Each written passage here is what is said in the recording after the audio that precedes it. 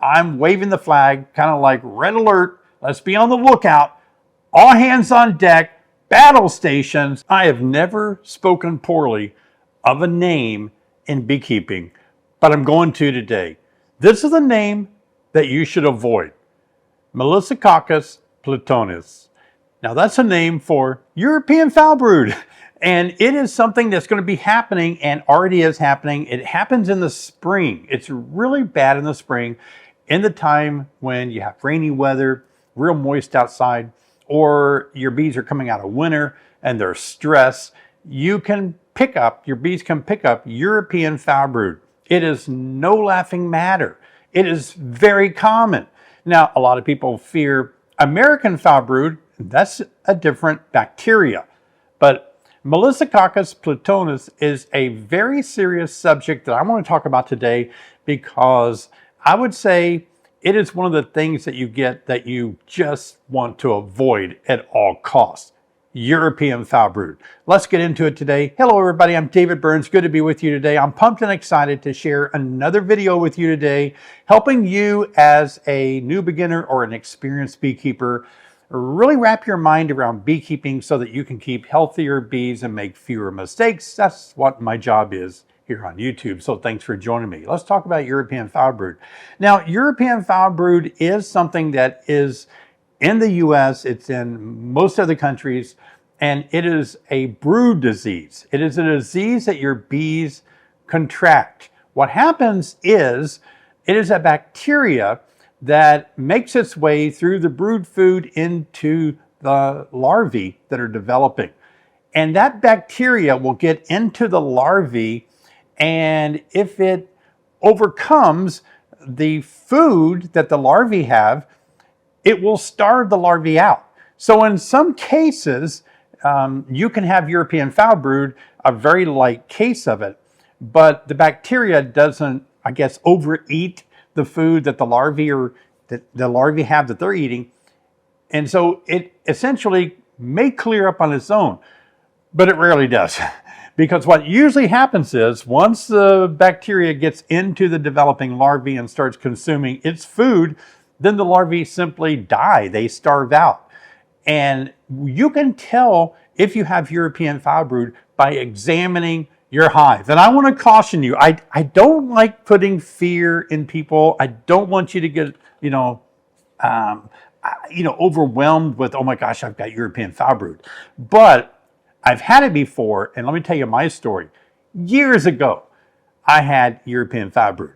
I put, maybe as an experiment, I moved about 10 hives to a different location where I thought they would be more sheltered in the wintertime.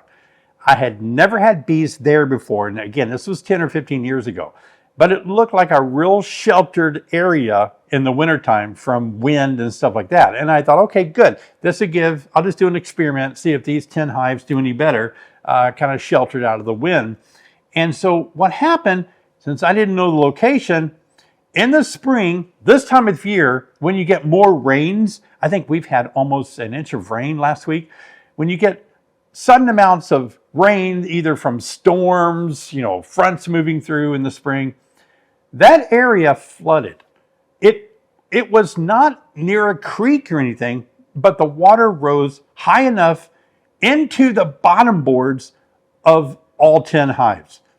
And I thought, okay, it's not in the brood area. It's just barely above the bottom board. I couldn't even get in there to move them, right? Too muddy, too wet. I thought, oh boy.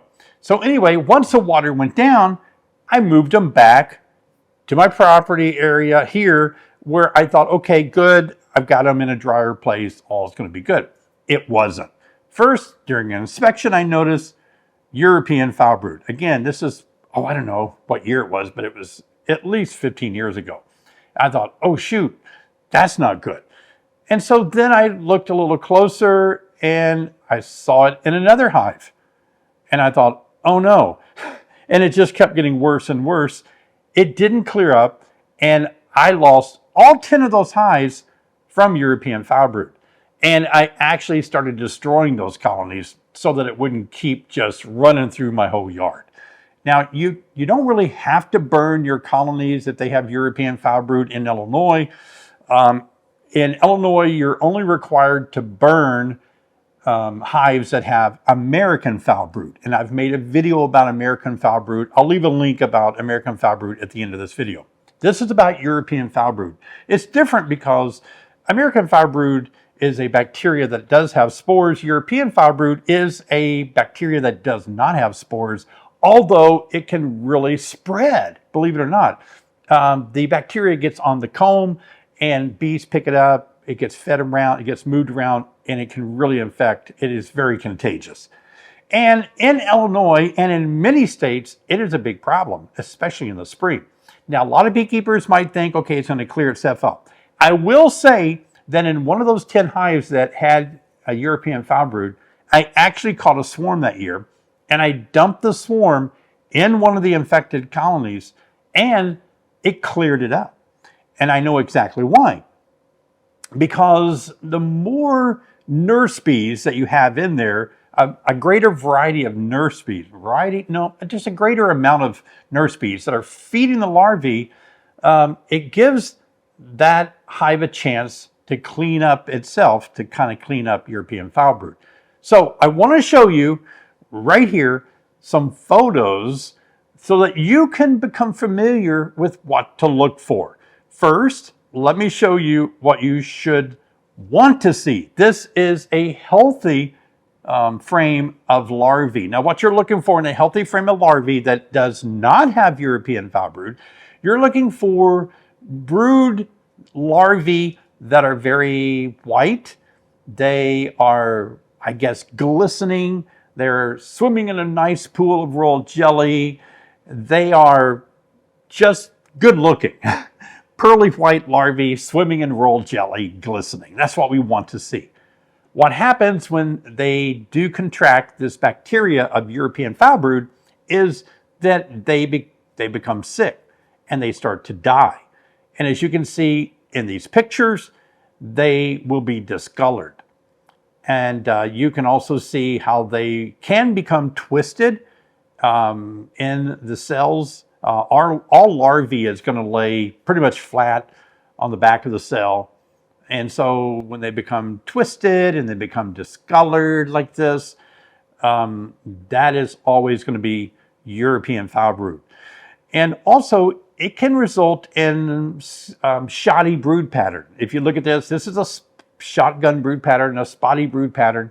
And this is not always a symptom, but it can be a symptom with European foul brood, this spotty brood pattern. So be looking for that as well. Again, not all spotty brood pattern is going to mean European foul brood. It can be a bad queen, some other issue, but it sometimes does go along with European foul brood. Another thing that I want to tell you about identifying European foul brood, that if you're in a state or a country where you do have bee inspectors and you suspect you have European foul brood, please call your inspector and have them take a look. They can send a sample off to Beltsville, Maryland.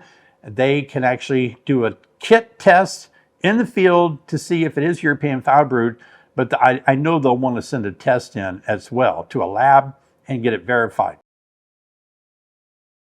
Now, what is your recourse? What are you supposed to do if you do see European foul brood? Now, this is where it gets sticky. Okay, listen up. This is actually kind of, I don't know. I want to tell this story, and it's kind of a unique story. Now, before I tell the story, let me encourage you. Bobblehead David is here to say, please subscribe with this little subscribe button there to click on. And if you would click on the button, you'll be notified each time I work hard to make a new video for you guys. Let me get back to this story. But I remember, and I'm not going to mention any names. I've already mentioned the name of European foul brood, Melissococcus plutonius. But this is another name that I'm not going to mention. This person, a very well-known scientist in beekeeping, actually put together a video many years ago, decades ago, about starting beekeeping. I think I bought the video series. It was a CD. I don't know if it was a a video that you put in a video player, whatever those things, VHS. It was something like that. It was so long ago, right? Anyway, this person actually was showing that when you install a new package of bees into a beehive, you should, as a precautionary measure, place oxytetracycline. That's it's an antibiotic for that bacteria of European foulbrood. He said, go ahead and sprinkle it around the edges as a precaution. I mean, and listen, sorry to say, that's what most people were doing back then. Yeah, most people didn't have any problem putting terramycin, kind of the brand name of that, in their hives as a precaution. And it kind of got out of hand.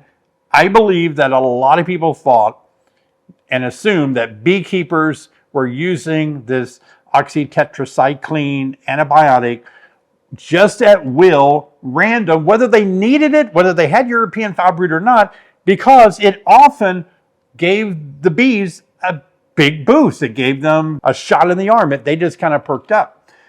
And so about January of 2017, the FDA came out and said, now that's not going to happen anymore. Anytime beekeepers use antibiotics like this, they're going to have to go through a veterinarian. And that came out, and beekeepers were like, what? I'm going to have to get a vet to look at my hive to see if I have European foulbrood? That's right. It is the law now that if you do suspect you have European foulbrood, that before you can get the antibiotic, it has to be prescribed to you or given. You have to have permission from a vet in order to buy it from one of the companies that sells it, so that you can administer it to your hives.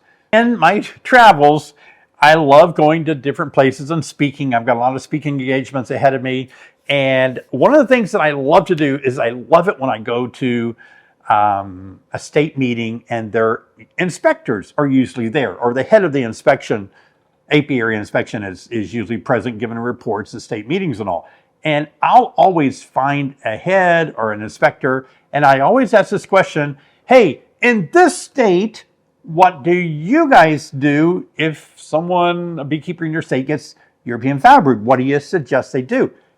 Every single state that I've talked to, they take I've not been to all, don't get me wrong, but so far, most of them say that, well, I recommend they change the queen out, give a brood break, try this, try that. It seems like the suggestion of an antibiotic is always pretty far down the list. And I know when I was working on my certified master beekeeper certification with EAS, I remember that was a big discussion. Now, that was in 2010. That's back when beekeepers could use the antibiotic without the vet having to look at that. And I remember then the position was, if you had European foulbrood, your best just to try to requeen it and give the nurse bees a chance to clean it up, other methods that you could use.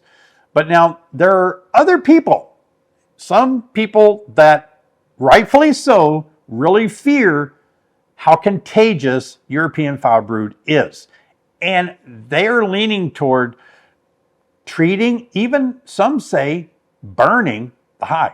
Now, I don't think burning it makes sense to me, since it does respond right now so well to a treatment.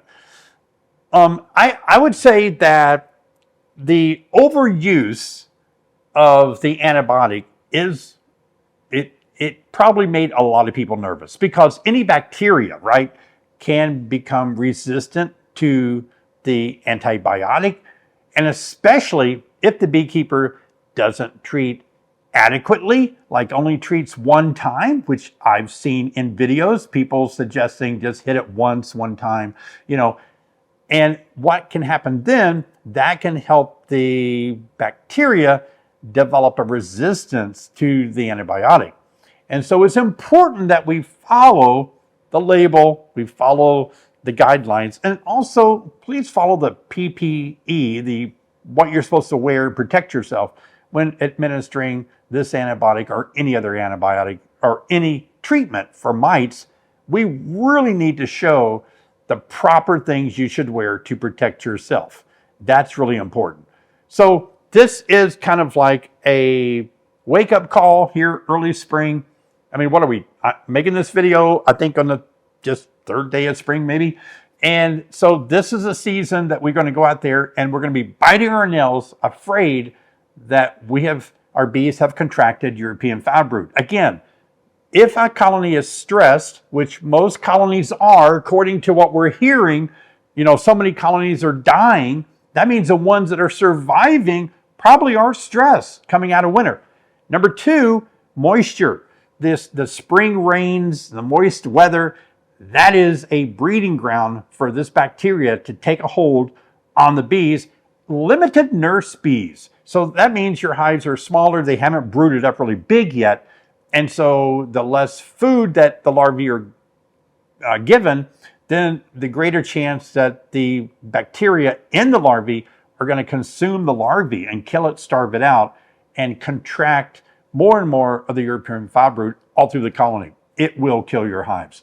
So kind of a bad news video, I guess. Not really. It's kind of good news. It's good if you look out there and you see pearly white, glistening larvae, and you can, wipe your brow and say, whew, I don't have European foul brood. But like I've said in so many of my videos, when I open up a hive and I pull out a frame of open brood, which is eggs or larvae, the first thing that I look at is the larvae, and I'm looking immediately to say, please be pearly white, please be pearly white, please be swimming in a pool of royal jelly, please, please, please. Oh, there it is, beautiful. Okay, I'm good. That's the first thing I look at. I don't care to find my queen. I don't care about eggs. I don't care about capped over pupae. I don't care about my honey.